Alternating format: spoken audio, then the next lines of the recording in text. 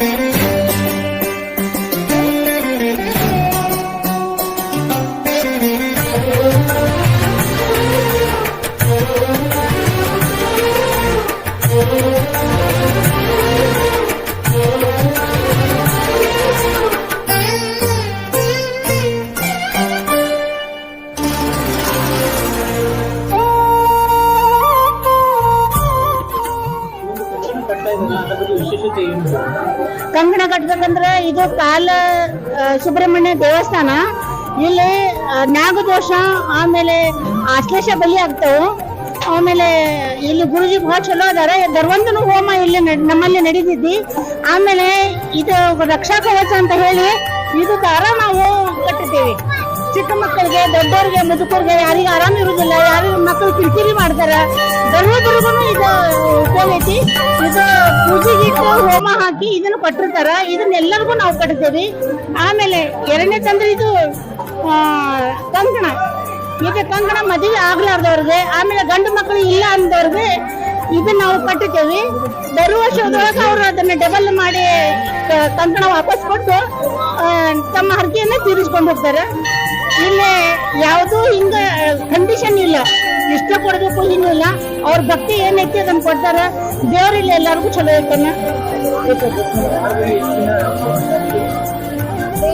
Daily ಚಾಲು ಇರ್ತಿದ್ವಿ. Daily ಗುರುಜಿ ಬರ್ತಾರೆ. ಬೆಳಿಗ್ಗೆ ಮಾತ್ರ ಅವ್ರು ಇರ್ತಾರೆ. ನೀವು ಸುಬ್ರಹ್ಮಣ್ಯ ಹೋಗ್ಲಕ್ ಆಗ್ಲಿಕ್ಕರ ದಯಮಾಡಿ ಇಲ್ಲಿ ಬಂದು ನೀವು ಆಶೀರ್ವಾದ ತಗೊಂಡು ಹೋಗ್ಬೋದು. ನನ್ನ ಹೆಸರು ಲಕ್ಷ್ಮೀ ಸರ್ಕಾರ.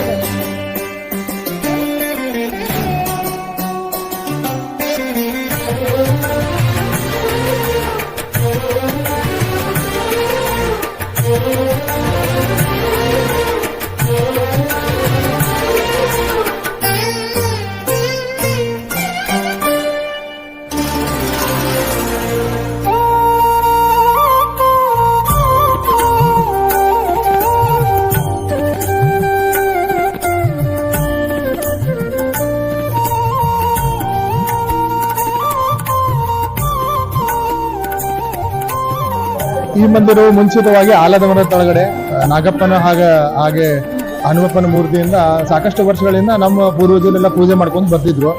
ಇದು 2018-19 ದೊಡ್ಡ ಒಂದು ಮಳೆ ಆದಾಗ ಆಲದ ಮರ ಬಿದ್ದು ಅದೊಂದು ಸ್ವಲ್ಪ ಆಜುಬಾಜು ಅಕ್ಕಪಕ್ಕ ಮನೆಗಳ ಹಾನಿಯಾಗಿತ್ತು. ಒಂದು 2 ವರ್ಷಗಳ ಕಾಲ ಅದು ಮಂದಿರದ ಪ್ರಾಂಗಣವನ್ನು ಅದೇ ತರ ಇತ್ತು.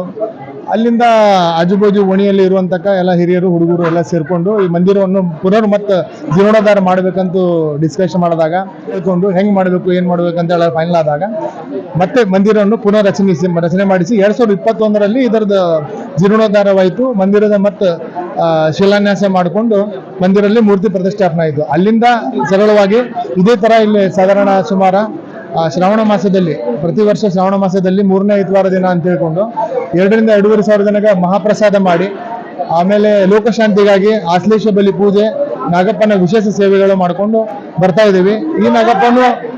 ಈ ನಾಗಪ್ಪನ ವಿಶೇಷತೆ ಅಂದರೆ ಇಲ್ಲಿ ಸರ್ವ ಧರ್ಮಗಳಲ್ಲೂ ಭಕ್ತರಿದ್ದಾರೆ.